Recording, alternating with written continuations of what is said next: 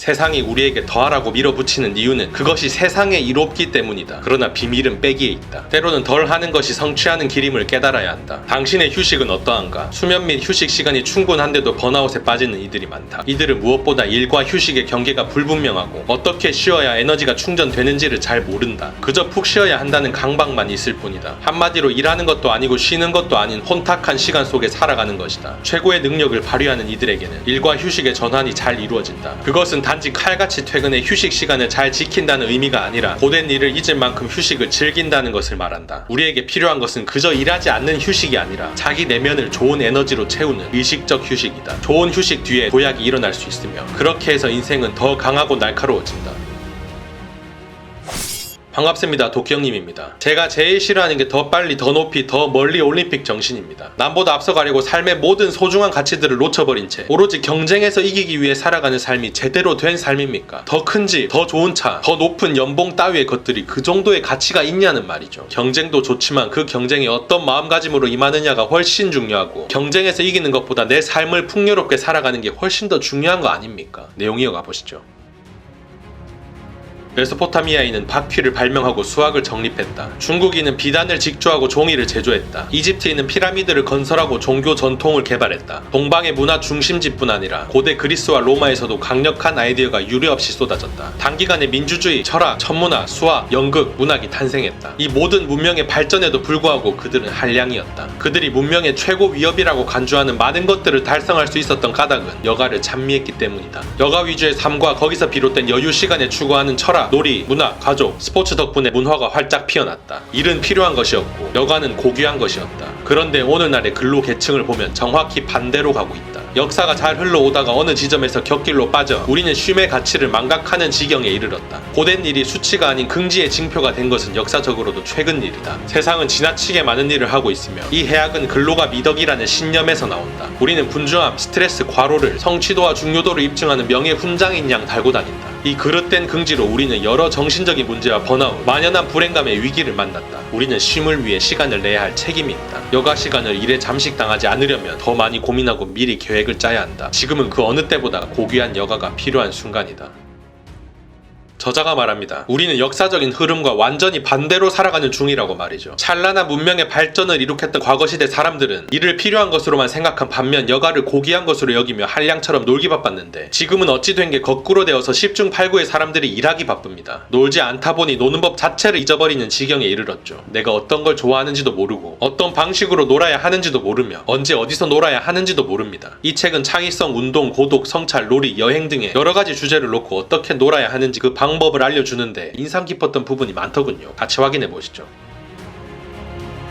고독이란 단어를 들으면 그 즉시 외로움과 고립을 떠올리는 사람이 많다. 하지만 실상은 정반대다. 고독의 반대말이 외로움이다. 만일 우리가 고독을 발견하지 못하면 아무리 디지털과 사회적 소음으로 외로움을 묻어버리려고 발버둥 쳐도 결국 외로움과 마주하게 된다. 끊임없는 온라인 교제와 수천 명의 친구들이나 팔로워로도 내면의 빈자리를 채우지 못한다. 깊이 있는 사귐이 없다면 빈자리만 커질 뿐이다. 얄팍한 소통은 관계를 고독도 아니고 진정한 소통도 아닌 어정쩡한 회색지대로 몰아간다. 교류와 고독 간에는 반드시 균형이 필요하다. 당신의 정신 속으로 고독 여행을 떠나보라. 자연 속으로 떠나는 나 홀로 장기 여행도 좋고 인터넷을 끈 채 나 홀로 집에 머무는 저녁 시간도 좋다. 새로운 자극을 얻고 영감을 수집하려면 교류가 필요한 건 맞지만 자극과 영감을 얻은 후엔 자신의 정신 속으로 괴짜 고치 속으로 들어가 자극과 영감을 내 것으로 만들어야 한다. 방황하는 정신은 때로는 가기 싫은 곳으로 우리를 인도할 수도 있다. 그래서 많은 사람이 고독을 두려워한다. 자기 성찰에 익숙하지 않을수록 고독을 고통스러워하고 무서워한다. 그러나 이 여정은 고통을 무릅쓸 만한 가치가 있다. 삶이 무의미하다고 느낀다면 고독은 내면의 공허함을 드러낼 수도 있지만 고독은 그 빈자리를 채울 방법을 제시할 수도 있다. 정신의 후미진 뒷골목이야말로 우리가 용기를 내어 들어갔을 때 창의적 금맥을 발견할 수 있는 곳이다. 그래야 성장하고 발견한다. 그래야 경외하고 감탄할 여지가 생긴다. 그래야 강력한 돌파구를 만들 수 있다.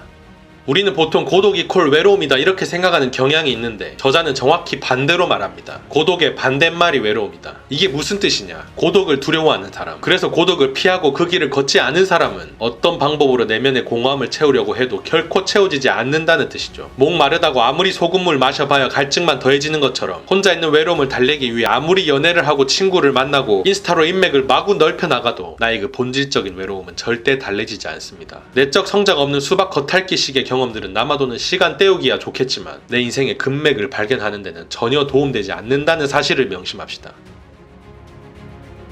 우리 대다수는 열심히 일하지만 일을 내려놓는 타임오프를 가지지 않는다. 냉정한 평가를 위해 일에서 반드시 한 발 물러날 필요가 있다. 몇 달에 한 번은 더 큰 그림을 그리는 질문의 시간을 가져라. 놓치고 있는 것은 없는가? 무언가 가치 있는 것을 만들고 있는가? 향후 5년 내에 이루고자 하는 목표는 무엇인가? 이런 질문에 정직하게 답하고 제대로 된 방향으로 가고 있음을 점검하려면 잠시 멈춰서서 성찰할 시간을 가져야 한다. 잠시 멈춰서기보다 바쁘게 해오던 대로 밀고 나가는 게 더 쉬울 때가 많다는 것을 우리는 안다. 우리는 생각하기보다 행동하기를 선호하고 자신의 생각과 가만히 마주하기를 두려워한다. 그러나 성찰을 연습할수록 인간에게 자신의 영혼보다 더 조용하고 평온한 은신처는 없다. 우리에게 필요한 건 올바른 접근법, 올바른 개인 철학뿐이다. 이런 개인 철학을 개발하는 최고의 방법은 고요한 성찰을 통해 생각의 방향을 내면으로 돌리는 것이다. 마음먹은 일을 끝까지 해내는 것도 물론 중요합니다만 잠깐 멈춰서서 차분히 돌아보는 시간도 그에 못지않게 중요합니다. 인간은 절대 고정되어 있지 않죠. 지금 이 순간에도 실시간으로 내 생각과 가치관이 변화하는 중이며 그때 당시에는 가장 합리적인 선택을 내렸겠지만 지금 돌아보면 전혀 다른 결정을 내리게 될지도 모르죠. 밖으로만 향해 있던 내 시야를 정반대로 돌려 안쪽 또한 세심하게 살펴볼 수 있는 지혜가 필요합니다. 관광지 방문, 칵테일을 든 채 아름다운 해변에 누워 여유 만끽하기, 최대한 많은 곳을 거쳐가는 장거리 자동차 여행 등에서도 큰 즐거움과 가치를 발견할 수 있다. 그러나 허먼 멜빈이 모비딕에 썼듯이 진정한 장소는 결코 지도에 나와 있지 않다. 안타깝게도 많은 이들이 여행을 그저 바쁜 직장 생활의 해독제로만 생각한 나머지 단거리 경주를 하듯이 빽빽하게 일정을 잡는다. 너무 많은 관광지를 우왕좌왕하며 분주하게 다니다가 어느 한 곳도 제대로 경험하지 못한다. 또한 극단적으로 여행에서 아무것도 안 하는 부류도 있다. 진짜 여행은 이런 게 아니다. 깊이 있는 경험을 찾아 나서야 한다. 놀이한 아이처럼 눈을 초롱초롱하게 뜨고 당신의 사고방식에 시동을 걸어 주변 세상이 선사하는 영감과 경이로움을 즐겨라. 향신료의 독특한 향, 희한하게 생긴 과일과 야채, 진열대에 즐비한 낯선 생선과 고기, 이 모든 것이 여행자의 눈을 통과하며 강렬한 호기심과 창의적인 사고방식을 자극한다. 여행하면서 얻은 이런 정신을 돌아온 후에도 간직한다면 지금 살고 있는 동네도 외국의 이국적인 장소처럼 느끼게 될 것이다. 호기심 어린 여행자의 시선으로 주변을 둘러보면 출퇴근길이나 뒷마당 산책 등의 일상의 경험조차 설레는 여행이 될 수 있다. 여행길에서 경험한 새로움과 대조되어 일상의 작은 일들이 새롭게 눈에 들어오기 때문이다. 수시로 업무 이메일을 확인하는 며칠짜리 어정쩡한 휴가나 여행이라면 차라리 떠나지 말라. 때로는 일을 망치더라도 타임오프에 전적으로 집중하라. 시간을 낭비했다고 비생산적이라고 생각하지 마라. 이는 의식적으로 일하며 보낸 시간만큼이나 매우 중요하다. 다시 한번 미숙한 바보가 되기 위해 여행하라. 다시 한번 시계바늘을 늦추고 사랑에 빠지기 위해 여행하라. 밖으로 나가 여행자의 시선으로 세상을 경험하라. 우리 자신을 재발견하고 재발명하라. 시간을 늦추고 삶과 다시 사랑에 빠져라. 여행이 인생에 좋은 건 다들 잘 아는 사실인데 그저 남 따라다니면서 구경이나 하는 여행 혹은 사진 찍고 SNS에 업로드에 자랑질하기 바쁜 그런 식의 여행들은 생각보다 영양가 없을지도 모릅니다. 이건 비단 해외여행만을 말하는 게 아니라 해외고 국내고 우리 집 뒷마당이고 어디를 가더라도 공통적으로 해당되는 말이죠. 제 아무리 5대양 6대주 사방 팔방에 이름난 곳을 찾아다녀도 그 장소에 실질적으로 존재하지 못한 채 부유하기만 한다면 인생에 별 도움 없이 돈과 시간만 낭비하는 꼴이 될 것이고 반대로 그 장소에 온전히 존재할 수만 있다면 옆 동네 농수산물 시장에서 오징어 한 마리 사오는 게 내 인생에 훨씬 더 값진 시간이 될 수 있습니다. 결론적으로 가장 중요한 건 여행 그 자체가 아닙니다. 내가 어떻게 마음먹느냐에 따라 지금 내가 머물고 있는 이곳이 최고의 여행지가 될 수도 있다는 사실을 깨달읍시다.